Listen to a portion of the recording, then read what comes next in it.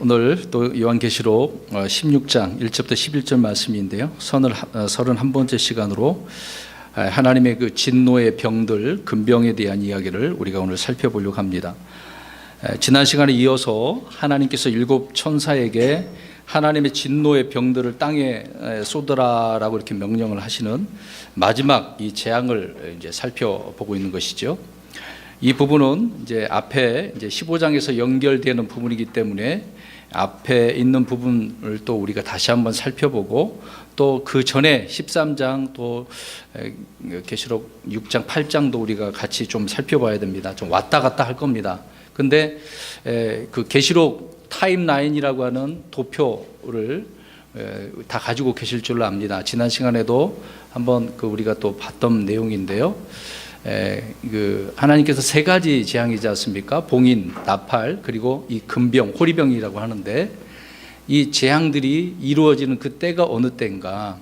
봉인은 총 7년 가운데 6째까지 전산전반, 후산전반 그런 식으로 이제 쭉 순서대로 7년 동안 내려지는 것이고, 나팔은 후삼전반 시작할 때쯤서부터 시작한다 보시면 됩니다.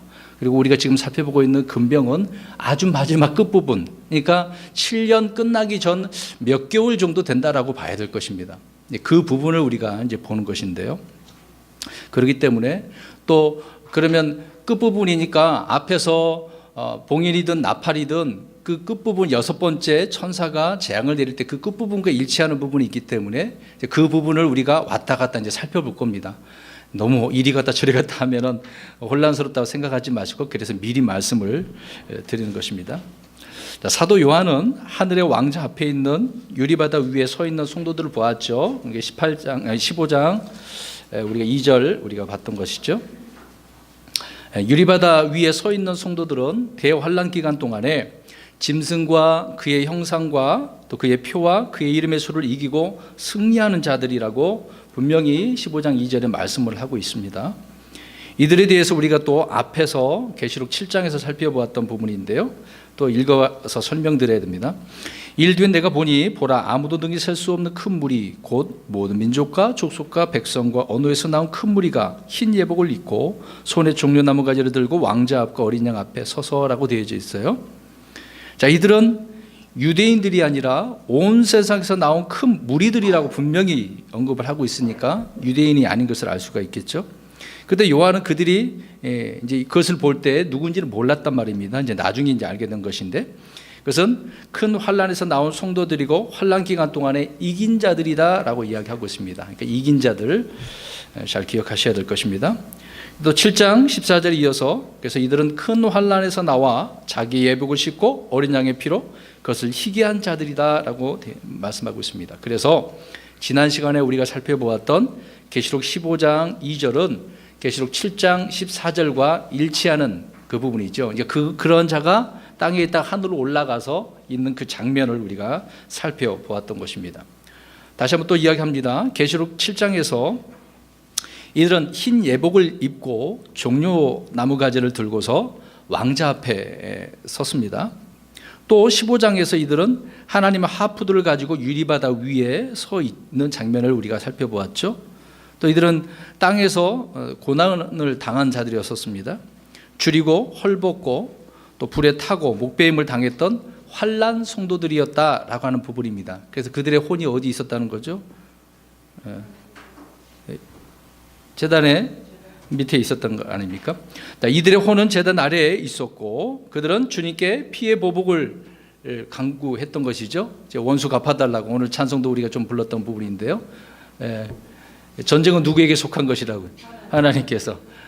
다 하나님께 갚아주실 것이었습니다. 그래서 주님은 그들을 각 사람의 혼에게 흰 예복을 주시면서 그들의 동료 종들과 형제들도 그들처럼 죽임을 당해서 그 수가 찰 때까지 아직 조금 더 안식해야 된다고, 기다려야 된다고 말씀을 하고 있습니다. 이 이야기를 왜 하냐면 오늘 그 갚아달라고 하는 것이 오늘 이 금병재앙에 갚아주신 그 내용이 나오기 때문에 그렇습니다. 자, 여기서 기억하시고, 그래서 계시록 6장 7장 그렇게 말씀하고 있습니다. 봉인 재앙 때에 그들은 땅에 있었지만 7장에서 그들은 하늘에 있었고 15장에서 다시 한번 하늘의 유리바다 위에 지금 서 있는 그런 장면이죠.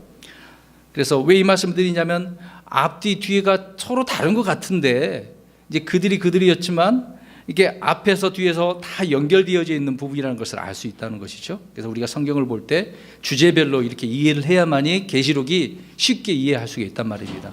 이것을 생각 안 하면 도대체 이들은 누구야? 또 있네 이렇게 생각할 수가 있어요. 이긴 자들이 죽어서 부활해서 하늘로 올라가서 유리바다 위에 서 있는 그런 장면, 또 노래하는 그런 장면이 있는 것입니다. 14장에 또 보시면 14장에서 요한은 대화환란의 끝을 보았던 거죠. 낯을 든 주님과 천사들을 보았습니다. 수확하는 장면이 있던 거죠. 그들이 큰 포도즙 틀에서 밟히는 것을 또 요한은 보았습니다. 여기서 주님은 다시 한번 후 3년 만에 있는 하나님이 진노를 좀 구체적으로 차례대로 이렇게 보여주신 그런 내용을 우리가 알 수가 있는 거죠. 성경이 이렇게 또 되어져 있습니다. 전체의 결론을 먼저 보여주시고 그 뒤에 하나씩 자세하게 이제 설명하는 그런 부분이라고 생각하시면 되는 거예요. 그래서 그런 과정 속에서 일어나는 세세한 내용들을 주님께서 이렇게 말씀해주고 있는 것이다라고 생각하시면 될 것 같습니다. 그리고 15장 1절은 또 내가 하늘에 있는 크고 놀라운 다른 표적을 보니라고 되어져 있어요. 그러니까 요한은 또 다른 표적을 봤다고 이야기하고 있는 거죠. 계속 무슨 표적을 주님께서는 보여주셨단 말입니다. 그러니까 그 표적을 상세하게 이렇게 기록을 하고 있는 거죠. 그러니까 이전에도 보았던 것인데 또 다시 이렇게 보여주고 있는 그런 내용이라는 것이죠. 어떻게 보면 그 나팔재앙과 오늘 금병 그 내용들이 좀 중복된 것처럼 보이는 거 있습니다. 같은 그런 시기에 이것이 일어나기 때문에 그러는 거죠. 그래서 요한이 본 또 다른 표적을 지금 말씀하고 있는데, 일곱 천사의 재앙은 이제 재앙이잖아요. 계속 재앙 내리는 것인데, 근데 나팔 재앙이 아니라 하나님의 진노가 가득 채워진 금병이었다는 겁니다. 오늘 이제 금병 이 이야기가 그런 거예요. 진노가 가득 채워진 금병, 재앙인데 나팔 재앙이 아니란 말입니다. 그랑 다르다, 이제 그 얘기를 하고 있는 거예요. 성도들의 기도라고 일컫는 향이 가득한 금병들을 말씀드렸었습니다. 이 기도로 하나님 앞에 드렸는데 그 기도가 이제는 무엇이 담은 병이 됐습니까? 재앙, 진노가, 하나님의 진노가 담겨진 그런 금병들로 이제 옮게 된 거죠. 그것을 천사가 받아서 쏟아 붓는 거예요. 오늘 이제 7번을 쏟아 붓는 것입니다. 땅, 바다, 강들과 물들, 그리고 또 해, 그리고 짐승의 자리, 유프라테스 강, 거기 그리고 또 공중에, 이런 식으로 이제 순서가 되어져 있어요. 뒤에 하나씩 하나 살펴볼 겁니다.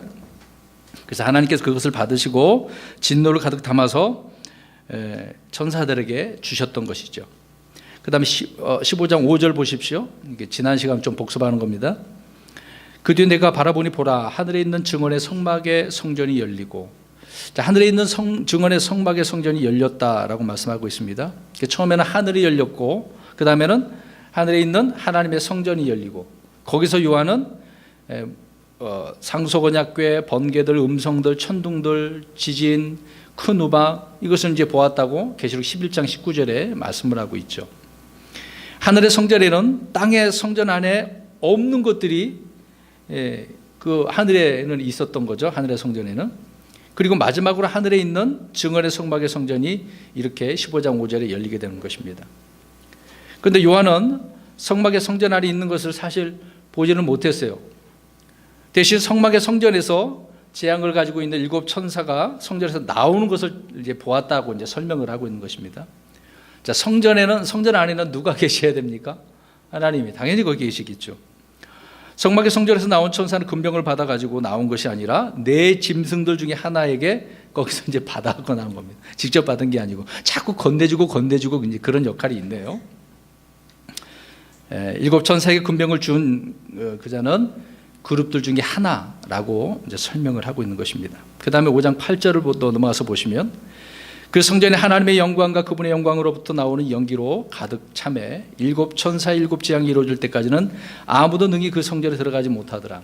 그러니까 이 장면은 말씀드린 것처럼 구약의 이사야가 이미 보았던 내용이죠. 그 외치는 자의 음성으로 인해 문 기둥들이 흔들리며 그 집이 연기로 가득하더라. 이사야 6장 4절에 나온 말씀입니다. 이 연기는 영광의 구름으로 불리는 그런 구름이었던 거죠. 하나님께서 임하시는 주의 영광이 가득한 임한 그런 구름이었다라고 이야기합니다. 그러니까 이 땅에는 지금 있는 성막 가운데는 하나님께 임재하실 때 어디 가운데 있는 거예요? 구름. 근데 하늘에는 연기라고 말씀을 하고 있는 거죠. 이 땅과 위에, 그러니까 이 연기와 구름은 우리가 이제 우리의 눈으로 보고 있는 그 구름과 연기라고 생각하면 안 돼요. 하나님으로부터 나오는 연기라고 말씀을 하고 있는 거죠. 그것을 우리가 좀 이해를 하고 있었으면 좋겠습니다. 그래서 하나님의 영광과 그분의 권능으로부터 나오는 연기라고 말씀을 하고 있기 때문에 우리가 있는 그대로 그렇게 이해를 하면 될 것 같습니다. 15장 8절 중반절에 7 천사의 재앙이 이루어질 때까지는 아무도 성전 안에 들어가지 못한다고 말씀을 하고 있는 거죠. 7 천사의 재앙이 이루어진 때가 그러면 언제인지를 우리는 또 알 수가 있는데, 자, 말씀을 또 한번 보겠습니다. 계시록 10장 7절 가서 보십시오. 지금 우리가 금병 사건을, 금병 이 재앙에 대한 부분을 이해하기 위해서 앞에 부분에 있는 것을 또 살펴보는 겁니다. 그 시기가 언제쯤인가? 이미 처음에 말씀드렸어요. 끝부분이라고. 근데 이거를 이해하기 위해서 성경적으로 보자는 겁니다. 10장 7절 시작. 7째 천사가 음성을 내는 날에, 즉 그가 나팔을 불기 시작할 때 하나님의 신부가 그분께서 자신의 종 대언 자들에게 밝히 드러내신 것 같이 이루어지리라 하더라. 네. 7째 천사가 음성을 내던 날들에라고 말씀을 하고 있는 거죠. 자, 이렇게 하나님께서 대언자들을 통해서 말씀하신 그 대언들은 7째 천사가 음성을 내는 날들에 이루어진다고 말씀을 하고 있습니다. 곧 7째 천사가 자기 병을 공중에 쏟아 부을 때라는 것을 알 수가 있겠죠. 마지막 부분. 그 다음에 계시록 16장 17절을 보십시오. 이제 우리가 다음 주 한번 이걸 살펴볼 것입니다. 16장 17절 시작. 7째 천사가 자기 병을 공중에 쏟아 부으매 큰 음성이 하늘의 성전에서 왕자로부터 나서 이르되 다 이루어졌도다 하더라. 자, 하늘의 성전에서 왕자로부터 다 이루어졌다라고 하는 음성이 나오죠. 자, 요한계시록에서 7째 천사는 예언의 완성 끝부분에 있는 그 천사를 말하고 있는 것입니다. 그래서 주님께서 다 이루어질 때까지다라고 말하는 부분이 바로 이 말씀의 종결점이 여기 있는 거죠. 그리고 또 다른 부분이 있습니다. 주님은 십자가에서 다 이루었다라고 말씀을 하고 있는 거죠. 이때 다 이루신 것은 어떤 것을 다 이루신 걸까요? 이 땅에 오셔서 자기 이 피를 흘림으로, 그러니까 곧 속죄 사역의 완성을 말하고 있는 겁니다. 주님께서 십자가 죽으실 때 다 이루셨다라고 할 때는 주님께서 우리를 구원하시기 위해서 이 속죄 일에 대한 부분을 다 이루었다라는 말씀이죠. 근데 계시록에 있는 것은 좀 다르다는 것입니다. 그 다음에 또 하나 또 있어요. 계시록 21장 6절에 가보면 또 다 이루어졌다라는 말씀이 있어요. 또 내게 이르시되 다 이루어졌도다. 나는 알파 오메가요 시작과 끝이라. 내가 목마른 자에게 생명수의 샘에서 값없이 주리라. 이렇게 말씀하고 있습니다. 이때는 계시록 21장은요 새하늘과 새 땅, 새 예루살렘에 관한 말씀인 것이죠. 왕좌에 앉으신 분께서 모든 것을 새롭게 하노라라고 이렇게 하시면서 다 이루었다라고 말씀하고 있는 것입니다. 그러니까 이런 이루시는 때가 있는 것인데, 오늘 금병 사건은 7년 끝 부분에 이제 다 이루어지는 끝에서 이제 다 이루었다라고 이제 그런 부분이 나옵니다. 자, 이런 부분을 우리가 이제 종합적으로 알고 한 절 한 절씩 살펴보도록 하겠습니다. 자, 오늘 16장 1절 가서 보십시오. 또 내가 들으니 그 성전에서 큰 음성이 나서 7 천사에게 이르되 너희 길로 가서 하나님의 진노의 병들을 땅에 쏟아부으라 하더라. 자, 천사들은 왕자 둘레에 있던 짐승으로부터, 이제 그룹으로부터 진노가 가득 담긴 금병을 이제 받은 거죠. 조금 덥네요. 저 꺼야 될 것 같습니다. 성전은 주의 권능과 그래서 영광으로부터 난 연기가 가득하여서 아무도 들어갈 수 없는 그런 지금 상태죠. 이제 그 성전에서 큰 음성이 나서 말을 합니다. 말하기를 너희 길로 가서 하나님의 진노병들을 땅에 쏟아부으라. 이제 마지막 재앙이 시작했다라고 하는 부분을 우리가 알 수 있습니다. 자, 이것은 후 3년 만에 있는 재앙인데 거의 끝부분이라고 생각하시면 되는 겁니다. 이미 우리는 앞에서 재앙들을, 여러 가지 재앙들을 살펴보았습니다. 근데 특징이 있어요. 근데 오늘 여기 나오는 부분은 뭔가 좀 차이점이 있습니다. 자, 이제 계시록 8장을 펴보세요. 7절부터 쭉 보시기 바랍니다. 쭉 보시면 나팔을 가진 천사들이 있는데 공통적으로 각 나팔을 불 때마다 천사를 통해서 공통적인 말이 반복되는 말이 나옵니다. 그것이 무엇입니까? 7절, 9절, 10절, 11절, 12절. 뭐가 반복되는 말이 나오죠? 자, 보십시오. 나팔은 빼고 불었고.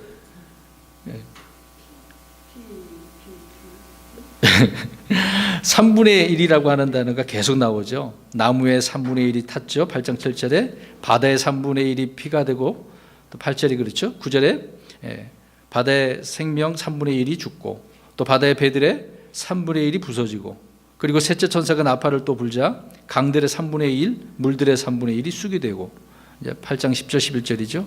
그 다음 네 번째 저사가 나팔을 불자 해달 별들의 3분의 1이 타격을 받습니다. 온통 계속해서 3분의 1, 이 말이 이제 반복되죠.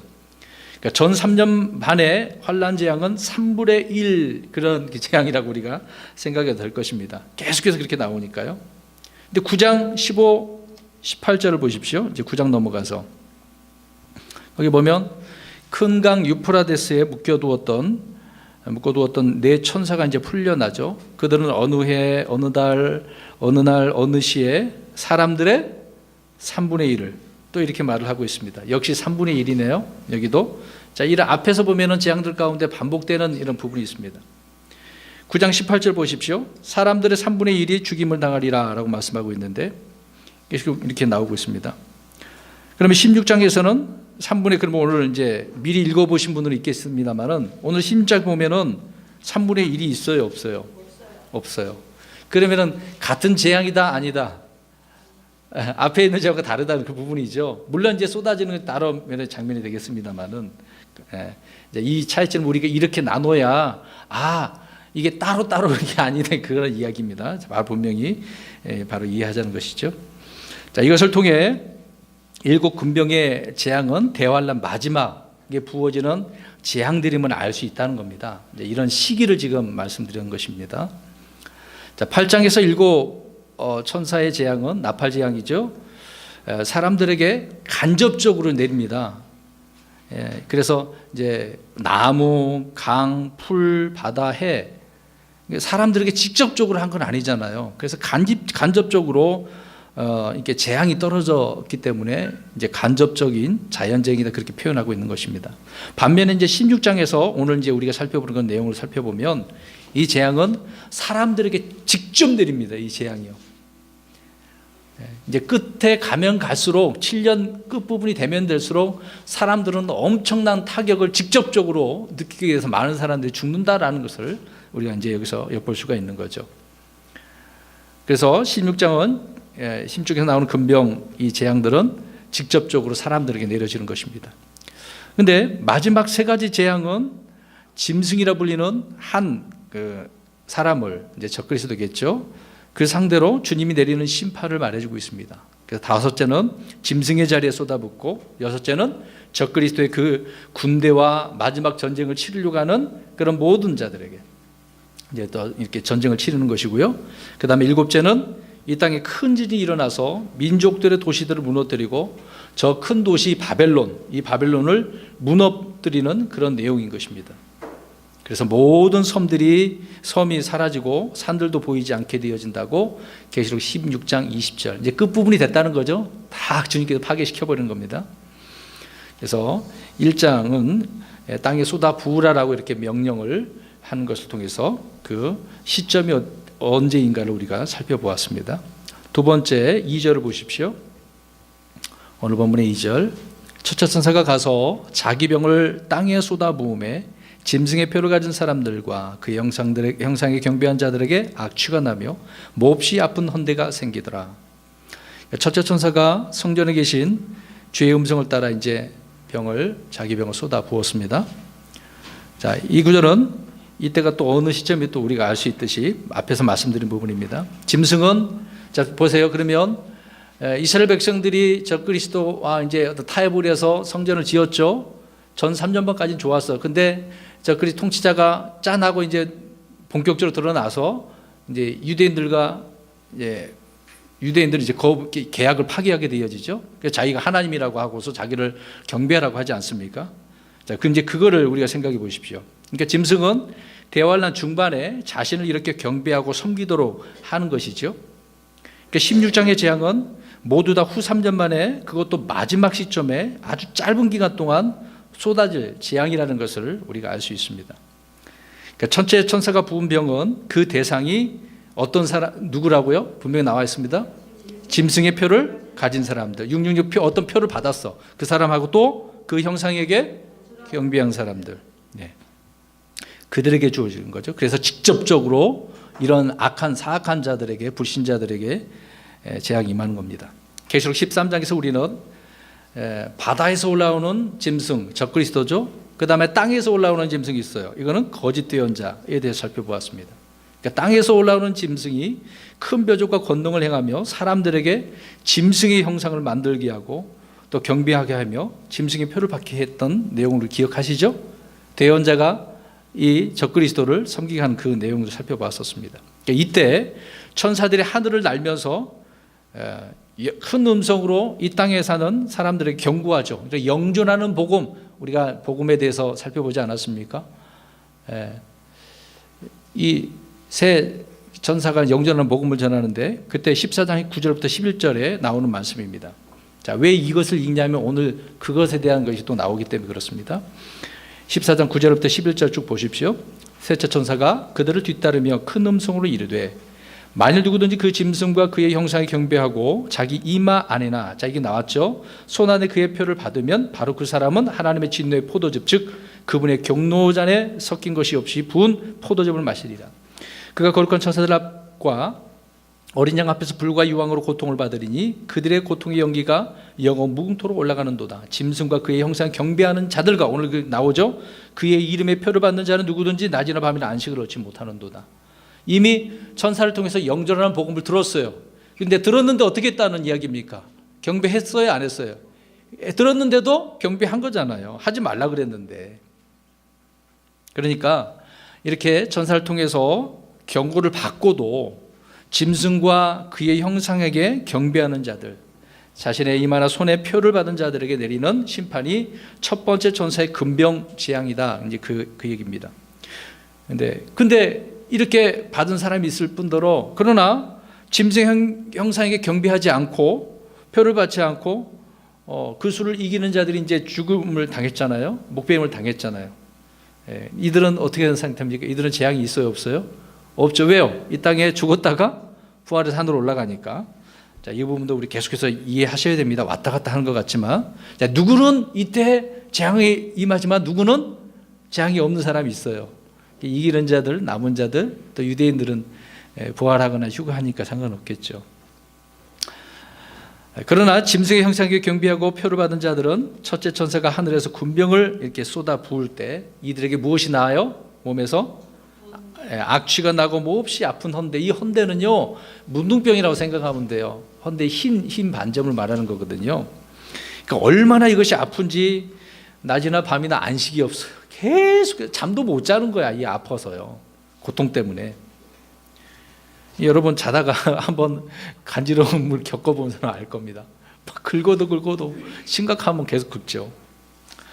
자, 표를 받은 자리에 그 이제 이마나 손이라고 생각하면 됩니다. 거기에 살이 헐고 썩어버리는 부분이 되겠죠. 이들에게 어떤, 그래서 뭐 진통제로 마취제도 소용없어요. 주님께서 이런 재앙을 내릴 때는 피할 방법이 없다는 이야기입니다. 그들은 자신의 몸에서 직접 살이 썩는 냄새와 사망의 냄새를 그래서 맡게 될 것입니다. 그래서 여러분, 땅에서 육신의 고통을 받는 것도 힘든데요, 지옥에 가보면 어떻게 했습니까? 땅에서 받는 것보다 더 심각한 게 이제 지옥에 가는 거죠. 물론 지옥은 일시적인 것이니까 영원토록 불옷에 들어가서 이런 고통을 받는다고 생각해 보십시오. 이게 사람들은 멀리 내다보지 못하는 거죠, 사악한 자들은. 지금 현실에 있는 것만. 근데 이 환난 때도 당장 막 고통만 생각만 하는 거겠죠. 그러니까 여기 말씀대로 이미 영전하는 복음을 전하는 천사들을 통해서 깨달았어야 되잖아요. 회개했어야 되잖아요. 돌이켜야 되잖아요. 근데 그게 안 되는 거죠. 이제 그 내용이 이제 뒤에 또 나오는 겁니다. 15장에서 짐승의 표를 거부하고 그에게 경배하지 않았던 이기는 자들이 이제 유리바다 위에 선 그런 자들이 나오죠. 근데 16장에서는 반대로 15장에서 유리바다 2절에 이제 선 자들이 있었습니다만은 16장에는 이 땅에서 이렇게 표를 받은 자들에게 하나님의 심판이 집행되고 있는 것을 말씀해 주고 있는 것입니다. 하나님의 율법에 순종하지 않는 이스라엘 백성들을 향하여 이집트에 있었던 그런 질병과 종기로 어때요? 내 말을 잘 들으면, 주의 말에 순종하면 이러한 재앙들이 없게 한다고 그랬지 않습니까? 그런데 이제 가나안 땅에 들어가서 주님을 배반했기 때문에 이런 고통이 이스라엘 백성들 얼마나 많이 있었어요. 그런데 이 환난 때 또 이런 부분이 있는 거죠. 그래서 마지막 이제 이때에도 하나님 말씀에 순종하지 않는 많은 사람들에게도 마찬가지 이런 경고의 말씀을 주고 있는 것입니다. 그래서 이와 같이 하나님은 주의 이름을 모독 하는 이교도들에게도 벌을 이렇게 내려주시겠다고 말씀하신 대로 오늘 2절 말씀에 이들이 이러한 재앙을 받게 되어진다는 거죠. 헌대와 악취로 얼마나 이제 몸에서 이렇게 더러운 악취 냄새로 이제 고통을 받겠습니까? 그 내용이 2절 말씀입니다. 3절 보십시오. 둘째 천사가 자기 병을 바다에 쏟아부으매, 자 이번에는 어디다 부어요? 바다에. 첫 번째 천사는 어디에다 부었어요? 땅이죠. 자 보세요. 땅에 직접적으로 쏟아부으니까 사람들에게 헌대와 악취가 났죠. 자 땅에 쏟아부으면 바다가 죽은 사람의 피같이 되어 모든 살아있는 혼이 바다에서 죽더라. 바다에서 뭐가 또 죽었네요. 바다에 뭐 사람도 있네요. 근데 사람만 있을까 바다에? 이전에 나팔 재앙 때는, 자 또 앞에 가보는 겁니다. 나팔 재앙 또 왔다 갔다 하는 거예요. 이때는 바다의 3분의 1이 피가 되고 3분의 1이 죽었어요. 이제 간접적으로 해서 3분의 1이 죽었는데, 그러나 금병 재앙에서는 바다가 죽은 사람의 피같이 되었다고 그랬습니다. 이제 피는 아니지만, 피가 된 건 아니지만 피같이 되었어요. 그래서 모든 살아있는 혼이 바다에서 죽었다라고 말씀을 하고 있습니다. 여러분, 전 세계 5대양 모든 바다가 이렇게 피같이 된다고 생각해 보세요. 그 바다로 인해서 먹고 사는 사람도 있을 것이고 항해하는 사람도 있을 것이고, 자 모든 살아있는 혼이라고 그랬으니까 저번에 우리가 좀 살펴봤잖아요. 우리는 영혼 몸이 있듯이 짐승에게도 혼이 있다고 얘기했죠. 우린 예전에는 육체하고 영만 있다고 생각했습니다만 성경 우리가 찾아본 대로 동물에게도 혼이 있다는 것이죠. 민수기 31장 28절에, 또 욥기서 12장 10절에, 시편 74편 19절에 동물에게도 혼이 있다고 분명 말씀합니다. 그러니까 바다에 부으니까 모든 살아있는 혼, 그러니까 바다에 있었던 그런 혼들이 어떻게 됐어요? 죽는다. 예. 계속해서 보십시오.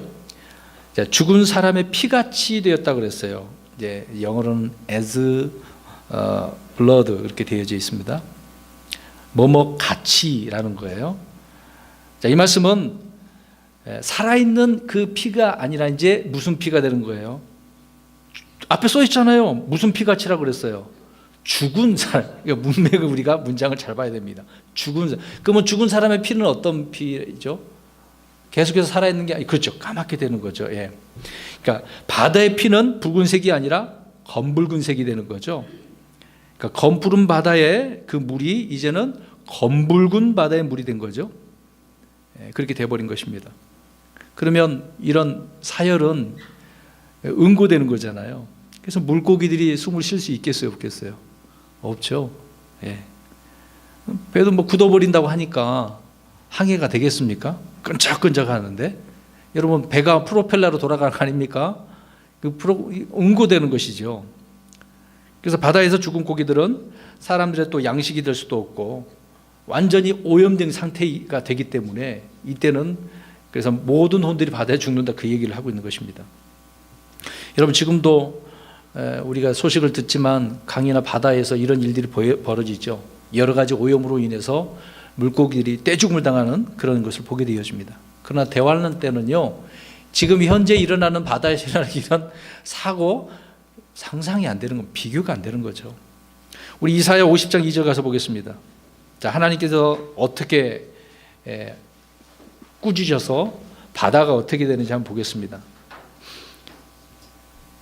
이사야 50장 2절. 이게 다 죽는 거예요, 그냥. 50장 2절입니다. 시작. 어째 내가 왔을 때 아무도 없었느냐? 어째 내가 부를 때에 응답하는 자가 아무도 없었느냐? 과연 내 손이 짧아져서 구속하지 못하겠느냐?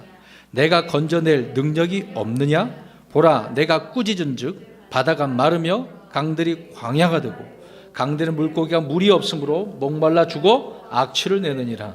아멘. 하나님께서 꾸짖으시니까 바다가 어떻게 버렸어요? 말라버렸네요.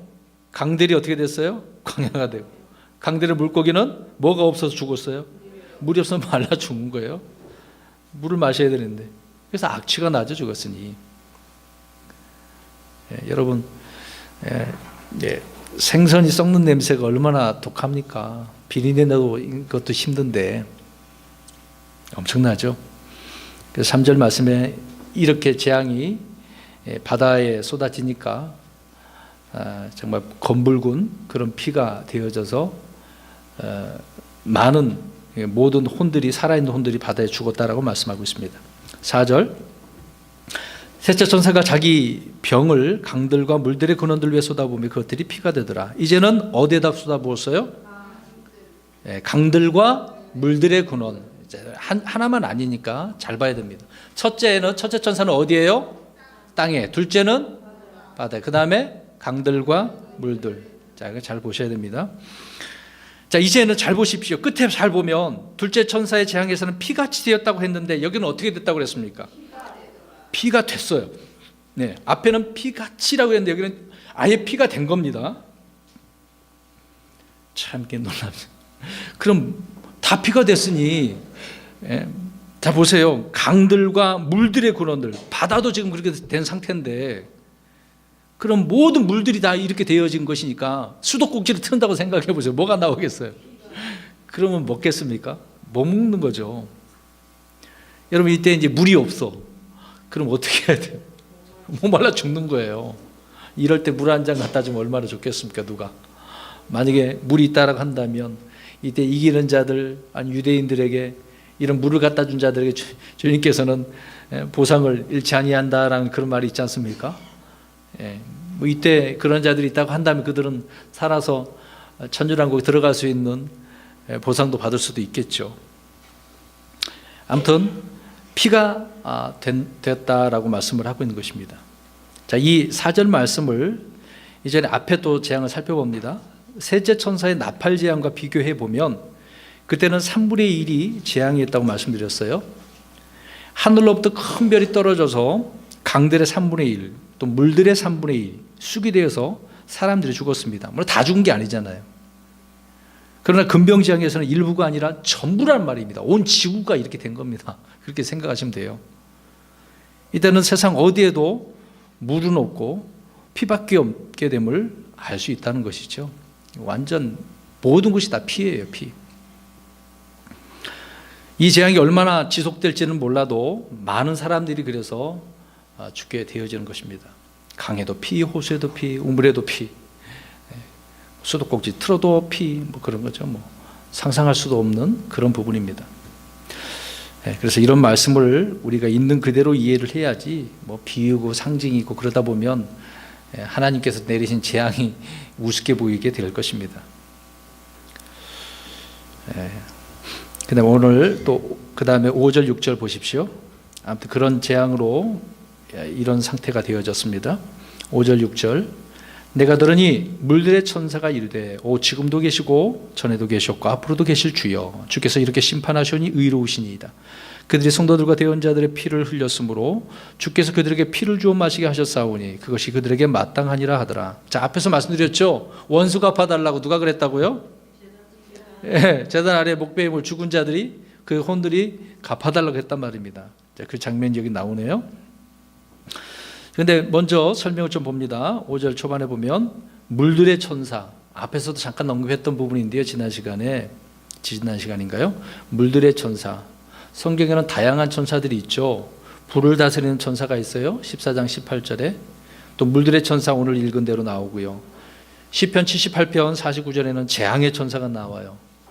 또 빛의 천사도 있고 구동이의 천사도 있고 용의 천사도 있고 미가엘의 천사도 있죠. 미가엘도 자기 뭐 또 따라다니는 천사가 있었나 봐요. 또 우리 교회의 천사도 있고, 우리 교회 여기 아니라 믿는 자들 교회를 말하는 겁니다. 어린아이의 천사도 있고요. 이게 영적 존재들이 굉장히 많아. 이런 천사들이 있습니다. 그런데 오늘 물들의 천사는 무엇을 다스리는 자예요? 아예 거기다 써놨잖아요. 물을 다스리니까. 그래서 이 물들의 천사는 물들을 피로 변하게 하는 천사로서, 셋째 천사가 자기 병을 강들과 물들의 근원들 위에 쏟아부을 때 그것들이 다 피가 되게 했던 그 천사입니다. 천사들은 섬기는 자, 사역자로서 이렇게 집행하는 자들임을 알 수 있는 거죠. 계속해서 5절에서 물들의 천사는 물들을 피로 변하게 한 후에 이것이 주의 심판임을 분명하게 말해주고 있습니다. 잘 보세요. 물들의 천사가 지금 말하고 있는 겁니다. 우리 그러면 앞에 것 좀 생각해 보겠습니다. 출애굽기에 모세는 이집트에서 물을 무엇으로 변하게 했습니까? 피로. 그렇게 한 적이 있죠. 근데 계시록 8장에서 나팔 재앙 때도 3분의 1의 물이 쑥이 된 부분이 있었습니다. 그리고 마지막 물들은 피가 되어서 사람들이 이렇게 이제 죽임을 당하게 되는 건데요. 계시록 6장 10절 11절 한번 보시기 바랍니다. 다섯째 봉인이 열릴 때 요한은 제단 아래 목 베이는 자들의 혼을 보았습니다. 아까 잠깐 언급했던 부분인데요. 계시록 6장 10절. 자, 이들은 마지막으로 물들은 피가 되어서 사람들이 이제 죽임을 당하게 됐죠. 자, 이때 또 이기는 자들, 죽은 자들이 있습니다. 읽어봅니다. 시작. 그들이 큰 음성으로 외쳐 이르되 거룩하고 진실하신 주여, 주께서 땅에 거하는 자들을 심판하사 우리 피에 대한 원수를 갚아주시 아니하시는 일이 얼마나 지속되리까 하더라. 그분께서 그들에게 각각 긴 예복을 주시며 또 그들의 동료 종들과 형제들도 그들처럼 죽임을 당해 그 수가 찰 때까지 그들이 아직 조금도 안식해야 한다고 그들에게 말씀하시더라. 네. 좀 기다리고 있었는 장면이죠. 원수 갚아달라고 했는데, 자, 이들의 기도에 대한 응답이 지금 이 5절 6절에서 말씀하고 있는 것처럼 집행되고 있는 물들이 뭐가 되는 심판입니까? 피가 되는 심판. 그러니까 물들의 천사는 땅에 있는 물들을 이렇게 피로 변하게 한 후에 이것이 주의 의로운 뭐다? 심판이다. 이렇게 말씀하고 있습니다. 그런데 제단 아래에 있던 혼들은 이미 어디로 올라가 있는 상태죠? 하늘로 올라간 상태죠. 앞에서 설명드린 것처럼 그들은 종려나무 가지고 있었고, 또 수정 같은 유리바다 위에 또 서 있었고, 이들은 모두 저 하늘로 올라가서 이제 들림받은 후에 이제 이 땅에 있는 7 천사가 받은 그 심판, 금병 심판으로 마지막 재앙을 지금 설명해 주고 있는 것입니다. 다시 6절 가서 보십시오. 그들이 성도들과 대언자들 피를 흘렸으므로 라고 되어져 있죠. 자, 그렇기 때문에 이 물이 피가 되게 하는 것을 갚아주시는 거죠. 흘렸으므로 주께서 그들에게 피를 주어 마시게 하셨다. 피를 먹게 한 거죠. 먹을 물이 없으니까 피를 먹는 겁니다. 주님께서 물을 피로 변하게 하신 것은 그들이 성도들과 대언자들의 피를 흘렸기 때문에, 그러니까 주님은 분명히 그들의 기도를 들어주신 거네요. 그렇죠? 피에는 피로 보응하는 그런 율법대로 주님의 심판이 집행된 것입니다. 민수기 35장 33절에 보면은 피는 땅을 더럽히나니 피가 흘려진 땅은 그 피를 흘리게 한 자의 피로 말미암지 않고서는 그 피로부터 깨끗하게 될 수 없느니라. 그러니까 피를 흘리게 했으니까 어떻게 된다는 거예요? 그렇죠. 그 사람이, 악한 자가 피를 흘려야 된다, 그 얘기를 하고 있는 것입니다. 그래서 이 피에 대한 이야기를 또 언젠가도 말씀드렸습니다만은, 이거 좀 우리가 좀 이해를 했으면 좋겠습니다. 율법 전에도 이 피채 먹지 말라 그랬죠. 노아에게 육식을 먹도록 허락을 했지만 피와 같이 먹지 말라 그랬지 않습니까? 근데 율법 시대에도 하나님께서는 금하셨죠. 레위기 17장에. 근데 사도행전 15장에 보면 신약 시대에도 먹지 말라고 하는 부분이 있습니다. 우리가 이런 부분을 잘 이해를 했으면 좋겠어요. 이거 율법으로 말하는 게 아니죠. 이미 성경에 율법 전이나 율법 때나 율법 후에도 이렇게 말씀하고 있으니까. 이제 이런 부분을 좀 이해 못하면 그리스도인들 가운데 피를 먹는 분이 있을 수도 있어요. 동물, 짐승이 잡아가지고 피 먹는 그런 부분 있지 않습니까? 먹어보신 분 혹시 있으시나요? 아무도 없으시네. 저는 예전에 먹어봤어요. 부모님 따라가가지고 아는 부분이 사슴 농장을 하는데 녹용 사러 갔다가 그 머리 뿔을 자른 다음에 피를 부어갖고 활명수 좀 타가지고 먹이더라고요. 몸에 좋다고. 뭔지도 몰랐죠. 그냥 따라가다가 무식결에 그때 먹은 일이 있었습니다. 근데 1년 동안 감기 안 걸리긴 하더라고요. 그렇다고 또 그렇구나 그러면 드시는 분이 이제 그러면 안 된다고요. 그게 좋은 게 아닙니다. 근데 피를 흘린 자는 하나님께서 복수하시는 그 얘기를 하고 있는 거죠. 분명히 성경은 육체의 생명이 피에 있다라고 분명히 말씀하기 때문에 우리가 주의를 해야 되는 거겠죠. 그래서 성경은 육체의 생명이 피에 있기 때문에 피는 혼을 속죄하기 위한 것이다라고 말씀을 하고 있는 것입니다. 그래서 피가 소중한 부분이 되겠죠. 주님께서 피를 흘린 그 사람들에게 본문 6절에 피를 주어 마시게 하셨던 것입니다. 이것이 심판인 거죠. 그래서 물들의 천사는 주의 심판이 의롭고 합당하다고 지금 말해주고 있는 거예요. 하나님 말씀대로 이렇게 한 것이니까. 5절 6절이 그 말씀이고요. 7절 말씀입니다. 또 내가 들으니 제단에서 또 다른 소리가 나서 이르되 과연 그러하옵나이다. 주 하나님 전능자여 주의 심판으로 참되고 의로우니이다 하더라. 물들의 천사뿐 아니라 제단에서 또 다른 소리가 났네요. 이 제단은 어디에 있는 제단입니까? 하늘에 있는 거예요. 우리가 잘 봐야 됩니다. 하늘에 있는 것과 땅에 있는 것 구별을 잘 해야 되죠. 그래서 모든 일이 다 이루어질 때까지 아무도 이제 그 연결로 인해 들어가지 못하는데 이들은 본래 제단 안에 있던 천사들이에요. 소리가 나면 누가 지금 말을 하는 거잖아요. 천사들이 말을 하는 건데 하늘에 있는 제단은 왕자 앞에 있는 금제단입니다. 계시록 8장 3절에 보면 그 제단이 금제단이라 나와 있어요. 여기 제단 앞에서 그래서 이들이 경배하는 자들이었던 거죠. 그리고 또 계시록 9장 13절에 보면 제단의 그 뿔에서 나는 소리가 있어요. 희한해요. 계속 제단 주변에 뭐 누군가 있는 것을 설명하고 있습니다. 그래서 이들이 땅에서 집행되는 주의 심판들이 참되고 의롭다고 증언을 하고 있는 거죠. 또 이 부분이 계시록 19장 2절에도 하나님께서 갚으셨다라고 말을 해주고 있는 것입니다. 그래서 의롭다라고 또 다시 다른 소리가 나서 이렇게 표현을 해주고 있는 것입니다. 8절 9절 보십시오. 넷째 천사가 자기 병을 어디 위에? 이번에는 해네요. 해 위에 쏟아부으며 해가 사람들을 불러 태울 권능을 받아서 사람들을 큰 열기로 태우니 그들이 이 재앙들을 다스리는 권능을 소유하신 누구를 모독해요? 하나님의 이름을 모독하며 또 무엇을 하지 않아요?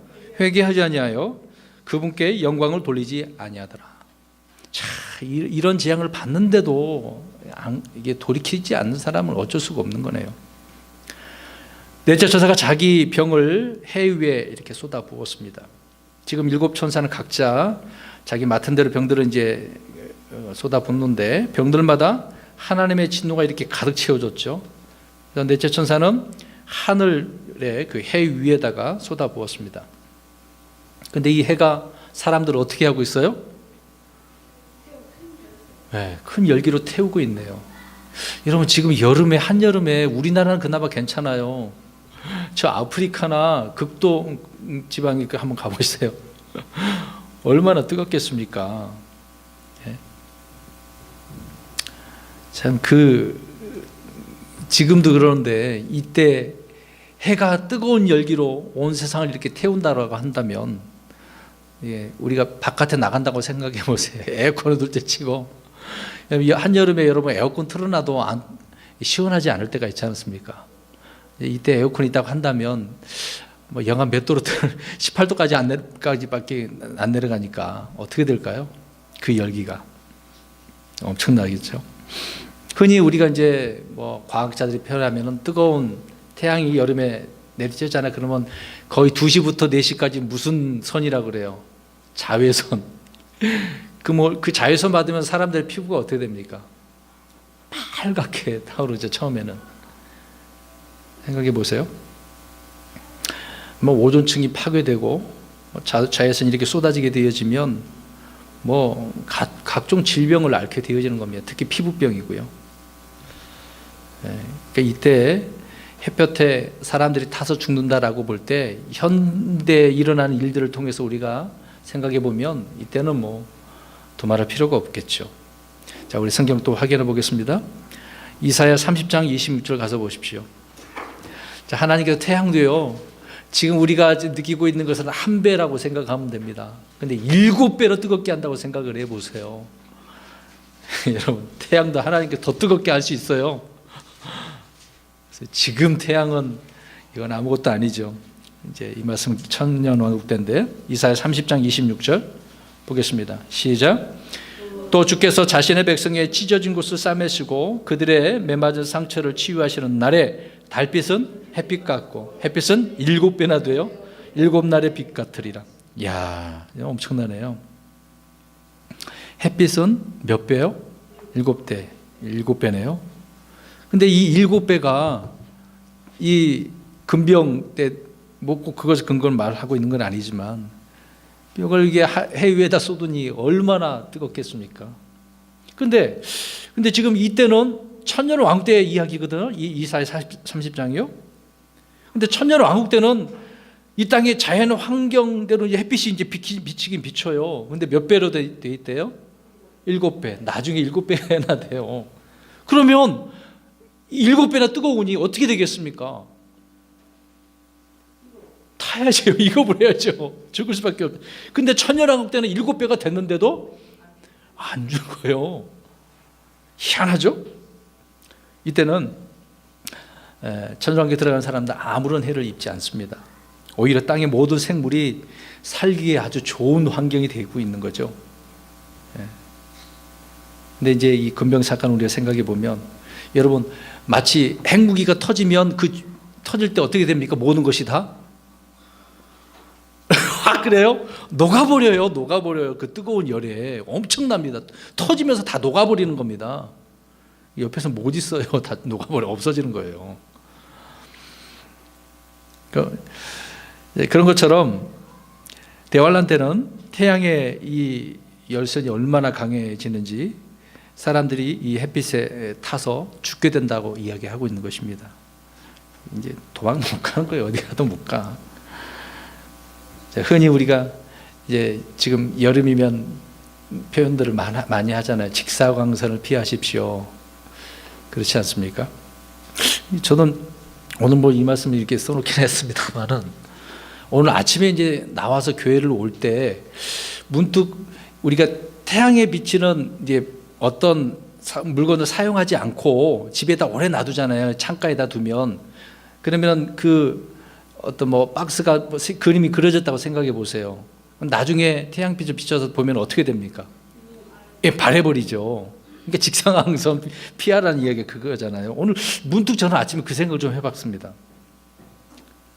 자, 이 직사광선은 음식물이 직사광선 피하면 안 된다는 이야기일까요? 그런데 사람들에게 해당하는 부분 아닙니까? 피해야 되는 거죠. 바로 쬐면 문제가 생기니까. 그러니까 이것은 자연재해가 아니라 사람들에게 내리는 직결 심판, 직접적인 이런 주의 심판이라는 것을 우리가 알 수가 있습니다. 그러니까 대환란, 곧 짐승이 다스리는 이런 세상에 주님께서 이런 심판을 내리시는데요. 용과 짐승을 경배하는 이 세상 사람들은 이런 일을 당하게 될 것입니다. 그때 근데 뭔가 느껴져야 되지 않습니까? 앞에 설명드린 것처럼 우리가 잘못했구나. 진짜 예수를 믿을 걸 후회하거나 회개하거나 그래야 되는데 그러지 않은 거죠. 근데 용과 짐승은 이런 재앙으로부터 어떻습니까? 사람들을 보호해 주나요? 안 해줘요. 전혀 관심도 없어. 죽는구나 그냥 그게 끝이겠죠. 보호도 못 해주는 겁니다. 이집트 땅에 내린 주의 심판 때 어떻습니까? 파라오가 그 재앙으로 인해서 사람들을 보호해주고 있었습니까? 전혀 안 해주죠. 그럼 파라오의 술사들도 있었을 거 아닙니까? 대언자라고 하는 얀네와 얀브레. 그런 자들은 10가지 재앙이 있을 때마다 뭐 어떻게 했습니까? 한 것도 없잖아요. 아무것도 할 수 없었지 않습니까? 자, 왜 이야기를 했냐면 마찬가지로 금병상의 재앙을 통해 일곱 천사를 통해 쏟아지는 이런 재앙들을 이 땅에 쏟아진 재앙들을 아무도 누군가 막을 수도 없다는 거죠. 용이나 짐승이나 거짓 대언자들은 사람들이 재앙을 당할 때 오히려 더 속일 거예요. 우상 숭배의 이 헛됨을 우리가 알 수가 있다는 것입니다. 이들은 오히려 무엇을 합니까? 오늘 9절 봅니다. 9절에 뭐라 그래요? 하나님의 이름을 모독하며 회개하지 않고 영광도 안 돌리는 거죠. 이게 죄인들의 본성이에요. 악한 자들은요 항상 이렇습니다. 지금도 그렇잖아요. 주를 거부하는 사람들은 주를 얼마나 모독합니까? 여러 번 자주 제가 이야기하지만 기독교인들 욕하는 거 보면은 그런 개독교라고 하고 얼마나 많은 이야기가 나와요. 오늘도 그런 기사들이 좀 있더라고요. 자, 죄인들의 본성입니다. 심판 재앙은 죄인들의 마음을 회심시킬 수 있다 없다. 아니, 심판과 재앙이 악한 자들을 회심시킬 수 있다고요 없다고요? 재앙을 막 주는데 안 된다는 말입니다. 희한하죠? 더 악해질 수밖에 없는 겁니다. 파라오가 강박한 것처럼. 그러니까 지옥에 간 자들은 어떻게 됐습니까? 그 지옥불에서 뜨겁게 그냥 타면서도 계속해서 뭐 할까요? 회개할까요? 더 욕하는 거죠. 이게 참 그렇습니다. 영은 적그리스도에게 자신의 자리와 권능을 주었는데 그가 하는 일이 무엇일까요? 우리 성경도 찾아봅니다. 13장 6절을 보세요. 자, 이 세상 사람들은 마귀에 이렇게 사로잡혀 있기 때문에 마귀의 자녀이기 때문에 이렇게 될 수밖에 없네요. 참은 안타깝습니다. 지금 예수를 빨리 영접해야 이런 일이 오지 않겠죠. 13장 6절 시작. 하나님을 대적하며 모독하되 그분의 이름과 그분의 성막과 하늘에 거하는 자들을 모독하더라. 짐승에 절하고 경배하는 자들이 하는 일도 마찬가지입니다. 동일해요. 재앙을 당할 때 그때마다 회개하지 않고 오히려 하나님을 더 모독하는 겁니다. 오늘 이제 그런 말씀이 나오는 거죠. 주님의 이적, 표적을 보고도 회개하지 않는 그런 도시들, 주님께서 그러한 도시들을 향하여 뭐라고 그랬습니까? 꾸짖으시고 저주를 선포하셨는데요. 그러나 너희가 회개하지 않으면 다 그와 같이 멸망하리라. 회개하지 않으면 이렇게 된다라는 것을 알려주셨잖아요. 근데 이때 사람들이 회개하지 않네요. 그래서 기적을 많이 표적을 보여줬던 고라신, 벳세다, 가버나움은 회개하지 않았죠. 오히려 예수님 또 나가세요. 또 부담됩니다. 또 나가세요. 그런 일이 벌어졌던 거죠. 대환란 때 환란 가운데 있는 교회가, 자, 환란 교회예요. 이거는 지금 우리 몸된 교회가 아닙니다. 그때 회개하지 않으면 주님은 그런 교회를 등잔대를 어떻게 해버린다고 그랬습니까? 계시록 2장 5절에 옮겨버리는 거죠. 이거 환란 교회예요. 또 음행을 회개하지 않고 대환란에 그래서 던지신다고 말씀합니다. 이 음행했으면 회개해야 되는데 회개도 안 하는 그런 일이 벌어진 부분이, 이 음행은 육체적인 그런 얘기 아니라 뭐 실제도 뭐 도말할 필요 없겠습니다만은 우상을 섬기는 거겠죠. 그래서 회개하지 않으면 이렇게 재앙을 당하고 심판을 받는다라고 말씀을 하고 있는 것입니다. 그대로 되어진 것이죠. 그 말씀을 하고 있는 것입니다. 10절, 다섯째 천사가 자기 병을 짐승의 자리 위에 쏟아부으매 그의 왕국이 어둠으로 가득하고 그들이 아픔으로 인하여 자기 혀를 깨물며, 이제 막 혀까지 깨무네요. 이렇게 다섯째 천사는 자기 병을 짐승의 자리 위에 쏟아부었습니다. 이번에는 어디에다 부어요? 짐승의 자리. 그럼 이 짐승의 자리는 어디를 말할까? 누구를 말할까요? 짐승은 누구예요? 앞에서 계속 이야기했죠. 짐승. 적그리스도. 적그리스도의 왕자가 이제 그 자리죠. 그의 왕국을 말하는 것입니다. 적그리스도가 있는 그 자리, 짐승의 자리. 짐승은 하나님의 성전에 서서 자신을 하나님으로 보이는 그런 자고, 이 부분에서 우리가 살펴봤죠. 정체가 누구라는 것을 다 말씀드렸어요. 그리고 짐승의 표를 받은 자들은 살이 썩고 헌대가 생겼을 뿐만 아니라 이렇게 뜨거운 햇볕에 살이 타고 있네요. 이런 고통 속에서도 이들은 하늘에 계신 하나님을 어떻게 하고 있습니까?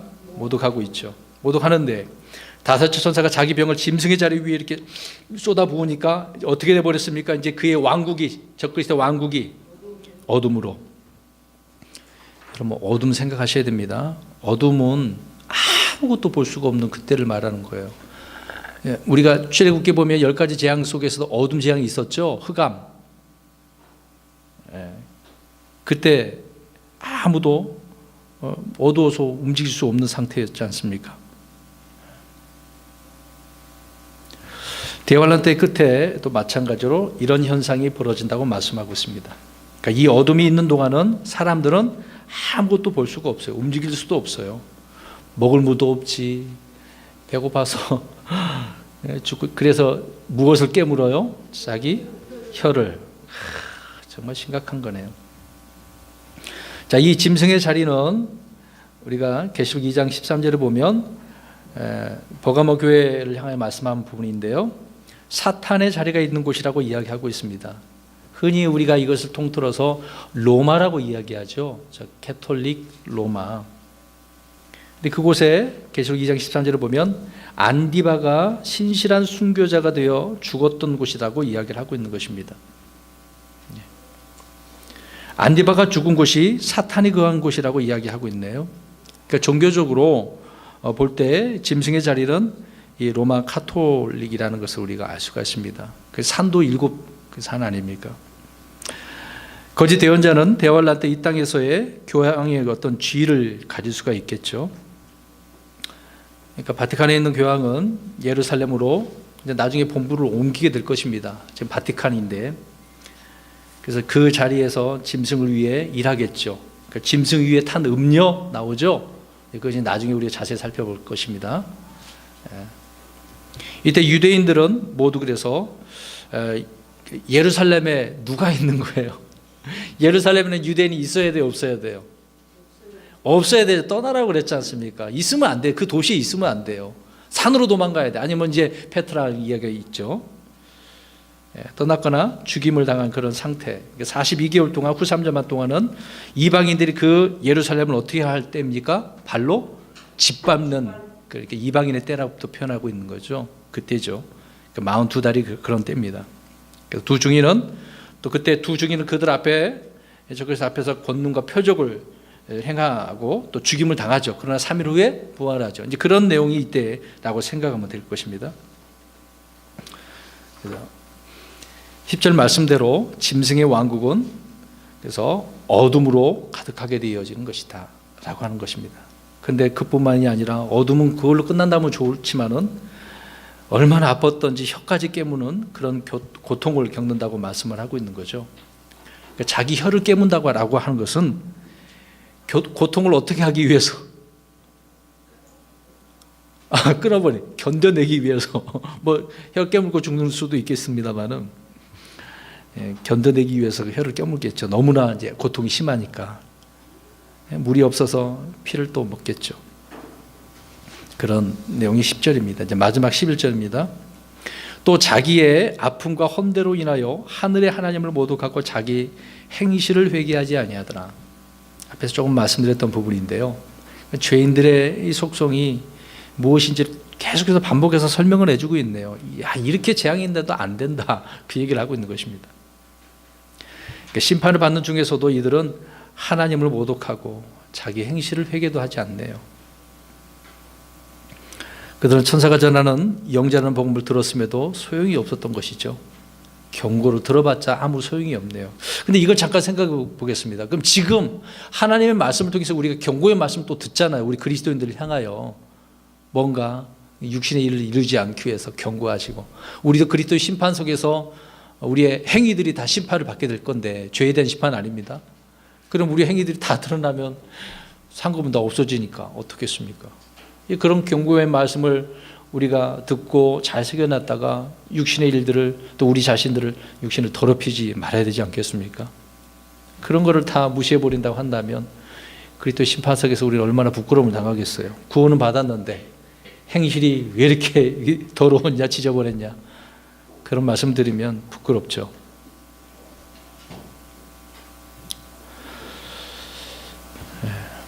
아무튼 이들은 경고의 말씀을 들었음에도 짐승에게 경배했고 또 표를 받았다라고 말씀을 하고 있습니다. 그들은 이런 행위를 하면서도 이렇게 회개하지 않은 거죠. 자, 이사야 우리 한번 가보겠습니다. 이제 두 구절만 보겠는데요. 이사야 8장 19, 20절. 그래서 중요한 부분입니다. 유대인들도 이것에 집중되어져야 하는 것이고 우리도 마찬가지고 환난 때도 마찬가지겠죠. 이사야 8장 19, 20절. 시작.